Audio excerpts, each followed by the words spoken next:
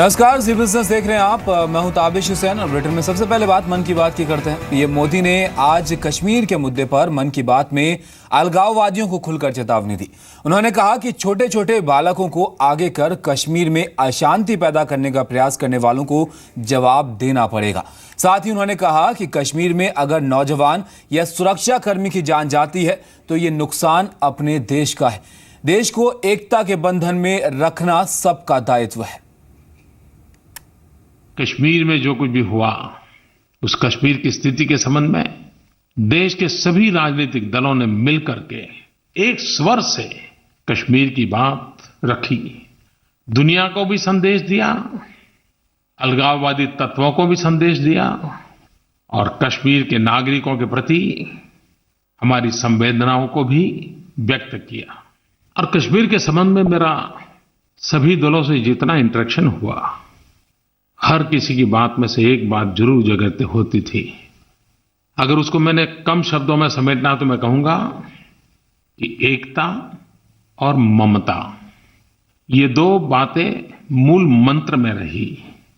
और हम सभी का मत है, 125 करोड़ देशवासियों का मत है, गांव के प्रधान से लेकर के प्रधानमंत्री तक का मत है कि कश्मीर में अगर कोई भी जान जाती है, चाहे वह किसी नौजवान की हो या किसी सुरक्षा कर्मी की हो, ये नुकसान हमारा ही है, अपनों का ही है, अपने देश का ही है। जो लोग इन छोटे छोटे बालकों को आगे करके कश्मीर में अशांति पैदा करने का प्रयास कर रहे हैं, कभी न कभी उनको इन निर्दोष बालकों को भी जवाब देना पड़ेगा। और राज्यसभा सांसद बनने के बाद पहली बार अपने गृह जिला हिसार पहुंचे डॉक्टर सुभाष चंद्रा का जोरदार स्वागत किया गया। 36 बिरादरी के लोगों ने डॉक्टर चंद्रा का सम्मान किया। इस मौके पर डॉक्टर चंद्रा ने कहा कि वो हर 2 साल में हिसार के 5-5 गांवों को गोद लेंगे और उन्हें स्मार्ट बनाएंगे। आइए सुनते हैं डॉक्टर सुभाष चंद्रा ने क्या कहा। 2 साल में आपके सामने वादा करता हूं, आज तारीख लिख लेना। मेरे पत्रकार बंधु तो बड़े ध्यान से दिख रहे हैं तारीख। ये मेरे को पूछेंगे, मुझे याद है, पूछते हैं ये हमेशा, और अच्छे हैं लोग। जब पत्रकार जागरूक रहता है ना, तो हम जैसे लोग जो यहाँ स्टेज पर बैठे सब जागरूक रहते हैं, नहीं तो सो जाते हैं। तो 2 साल के अंदर हिसार जिले के 5 गांव का एक समूह एक साथ जो आसपास के होंगे, उन 5 गांवों को मैं लूंगा और उन 5 गांवों को एक स्मार्ट गांव का क्लस्टर बना के दिखाऊंगा। युवाओं को काम मिले। तो ये प्राथमिकता दूसरी हमारी रहेगी कि हालांकि प्रधानमंत्री जी की स्किल डेवलपमेंट योजना में काफ़ी काम हुआ है, उसके नतीजे अभी दिखने नहीं लगे हैं, धीरे धीरे दिखने लगेंगे। अभी हमने जी मीडिया की तरफ से, यदि आप में से कुछ लोगों ने देखा हो, तो एक कार्यक्रम चलाया है कि विल टू स्किल। हम 1 करोड़ लोगों का आह्वान कर रहे हैं देश भर में कि वो 1 करोड़ लोग प्रतिज्ञा लें कि एक आदमी एक दूसरे आदमी को स्किल जरूर देगा। अगर एक मीडिया कंपनी हमारे जैसी अगर 1 करोड़ लोगों को स्किल करके डेवलप करके कर सकती है, तो उनको 1 करोड़ लोगों को अगर नौकरी मिल जाए तो मैं समझता हूं एक बड़ा काम होगा। 15 अगस्त मनाया, स्वतंत्रता दिवस मनाया। 69 वर्षों में किसी ने पाकिस्तान को ऐसा करारा जवाब नहीं दिया कश्मीर को लेके जो आपके प्रधानमंत्री मोदी ने दिया। जो पाकिस्तान केवल हमारे यहाँ आकर के हमारे अंदर ही नुकसान करता था, पहली बार भारत सरकार ने बलूचिस्तान और पाक ऑक्युपाइड कश्मीर की बात करी। बोले भैया पहले तो मेरा हिसाब कर, पहले पाकिस्तान ऑक्युपाइड कश्मीर दे, फिर बात करियो, टेररिज्म बंद कर, फिर बात करियो। तो इस प्रकार की जो चीज़ें हुई हैं, ये हमारे स्वाभिमान के लिए बहुत बढ़िया चीज़ें हैं, बहुत बड़ी चीज़ें हैं। तो मैं कोई आज कृष्ण का संदेश देने नहीं आया, आपको कोई भाषण देने नहीं आया, लेकिन मैं ज़रूर ये कहना चाहता हूँ कि अगर आप कृष्ण बनने के लिए तैयार हो भाइयों बहनों, तो मैं आपका सारथी बनने के लिए तैयार हूँ। संदेश नहीं मैं कृष्ण का देने आया हूँ, संदेश नहीं मैं कृष्ण का देने आया हूँ, हर व्यक्ति को कृष्ण बनाने आया हूँ। बनने की हिम्मत तो भाइयों बहनों आप में चाहिए, वो आपको हिम्मत करनी पड़ेगी, अपने आप को जगाना पड़ेगा, अपने आप को झकझोरना पड़ेगा। और पेटीएम की पेरेंट कंपनी 197 कम्युनिकेशंस की फंडिंग के जरिए करीब 2000 करोड़ रुपए जुटाने की योजना है। सूत्रों से मिली जानकारी के मुताबिक 197 कम्युनिकेशन कंपनी गोल्डमैन सैक्स, सिंगापुर की कंपनी टेमसेक और ताइवान की कंपनी मीडियाटेक से बातचीत कर रही है। मौजूदा निवेशक अलीबाबा और अलीपे भी इस डील में नए तरीके से हिस्सा ले रहे हैं। कंपनी के सूत्रों के मुताबिक अगर ये डील हो गई तो कंपनी की वैल्यू करीब 500 करोड़ डॉलर हो जाएगी और फंडिंग का इस्तेमाल digital payment, online market place और पेमेंट बैंक के लिए किया जाएगा।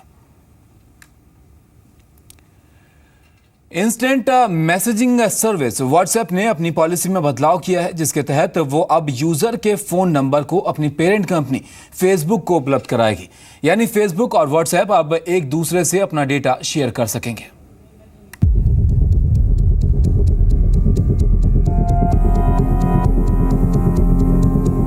फेसबुक ने व्हाट्सएप को 2014 में 22 अरब डॉलर में खरीदा था। उस समय व्हाट्सएप ने कहा था कि ये डील यूजर्स के डेटा प्राइवेसी को प्रभावित नहीं करेगी, लेकिन अब व्हाट्सएप ने ऐलान किया है कि वो अपने यूजर्स के फोन नंबर जैसे कुछ डेटा फेसबुक के साथ शेयर करेंगे, जिससे यूजर्स के फेसबुक या इंस्टाग्राम इस्तेमाल करते वक्त उसके हिसाब से ऐड दिखाए जाएंगे। इससे फेसबुक को ऐड देने वालों से एक्यूरेसी ऑफ एडवर्टीजमेंट के नाम पर फेसबुक ज्यादा पैसा ले पाएगा। कंपनी के इस कदम से ऐप पर यूजर्स की डेटा प्राइवेसी की चिंता कस्टमर्स को सता रही है। इसके लिए हम आपको 2 तरीके बताते हैं जिससे आप अपना डेटा बचा सकते हैं। पहला तरीका यह है कि नई पॉलिसी का जो पॉपअप व्हाट्सएप शुरू करने पर मोबाइल स्क्रीन पर आता है, उस पर एग्री का बटन ना क्लिक करें। इसके रीड मोर ऑप्शन पर जाकर चेकबॉक्स जिसके सामने share my WhatsApp account information with Facebook लिखा है को अनचेक कर दें। वहीं दूसरे तरीके के तहत अगर आपने गलती से टर्म्स एंड कंडीशन को एक्सेप्ट कर लिया है तो आप व्हाट्सएप के सेटिंग मेन्यू में जाकर अकाउंट सिलेक्ट करें, वहां share my account info select करें। यहां आप ऑप्ट आउट ऑप्शन चुनकर टर्म्स एंड कंडीशन को रिजेक्ट कर सकते हैं, लेकिन यह ऑप्शन एग्री क्लिक करने के 30 दिन तक ही उपलब्ध रहेगा। अभी साफ नहीं है कि नए टर्म्स एंड कंडीशन को रिजेक्ट करने पर यूजर किन फीचर्स से वंचित रह जाएगा।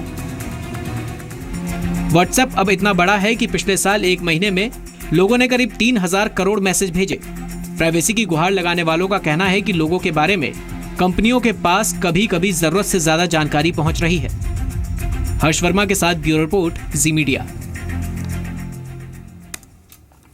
और आसमी ने हाल ही में करीब 4000 लोगों की छटनी की है, लेकिन छटनी का यह दौर पहला और आखिरी नहीं था।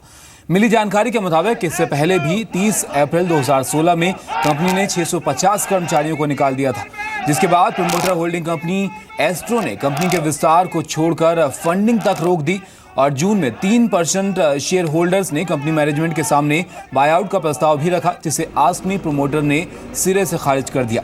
आसमी में करीब 20,000 सेलर हैं, जिसमें से करीब 2000 सेलर एक्टिव हैं।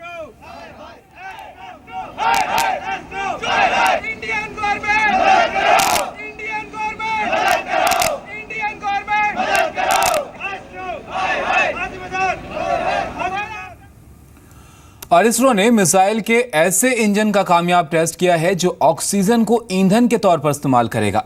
इस इंजन का नाम है स्क्रैमजेट्स इंजन। हालांकि इस इंजन को पूरी तरह से बनाने में और फिर इस्तेमाल में काफी वक्त अभी लगेगा, लेकिन आज का परीक्षण भारत के लिए बड़ी कामयाबी है। दुनिया में अभी तक सिर्फ अमेरिका ने ही ऐसा इंजन बनाया है। देखिए रिपोर्ट।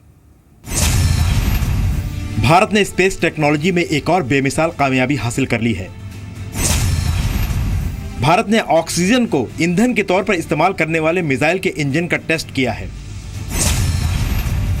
5 सेकंड के इस टेस्ट ने भारत को अमेरिका के बराबर लाकर खड़ा कर दिया है। इसरो ने श्रीहरिकोटा में सतीश धवन स्पेस सेंटर से सुबह करीब 6 बजे वातावरण से ऑक्सीजन को फ्यूल जलाने में इस्तेमाल करने वाले स्क्रैम जेट इंजन का टेस्ट किया। 5 सेकंड का ये टेस्ट कामयाब रहा। इस टेस्ट के साथ ही भारत ने अमेरिका के नासा की बराबरी कर ली है और जापान, चीन, रूस को पीछे छोड़ दिया है। The test was very successful. We had the ignition and the thrust developed for about 5 seconds. It's a very significant development for the country, and the efforts of long duration R&D has paved way. आपको बताते हैं कि test कैसे किया गया। Test के दौरान scrum jet engine को 2 स्टेज वाले एक रॉकेट में फिट किया गया। रॉकेट को जमीन से 20 किलोमीटर ऊपर भेजा गया। वहां उसने लिक्विड हाइड्रोजन फ्यूल को जलाने के लिए 5 सेकंड तक वातावरण से ऑक्सीजन ली। इसके बाद वो बंगाल की खाड़ी में गिर गया। This is a very important test in the space technology. This technology, very few countries only have the technology. Only they are also the same level. So we are very proud to say that we are one among them. अब सवाल उठता है कि इसके फायदे क्या होंगे। इस इंजन से रॉकेट का वजन करीब आधा हो जाएगा। हल्का होने से अंतरिक्ष में भारी पेलोड ले जाने में मदद मिलेगी और इससे लॉन्चिंग का खर्च भी कम हो जाएगा। भारत ने स्क्रैम जेट इंजन का टेस्ट कर अमेरिकी स्पेस एजेंसी नासा की बराबरी की है। नासा ने 2004 में ये टेस्ट किया था। जापान, चीन, रूस और यूरोपीय देशों में इसकी टेस्टिंग शुरुआती लेवल पर है। इससे पहले 2006 में भारत ने स्क्रैम जेट का जमीन पर टेस्ट किया था। ब्यूरो रिपोर्ट, जी मीडिया।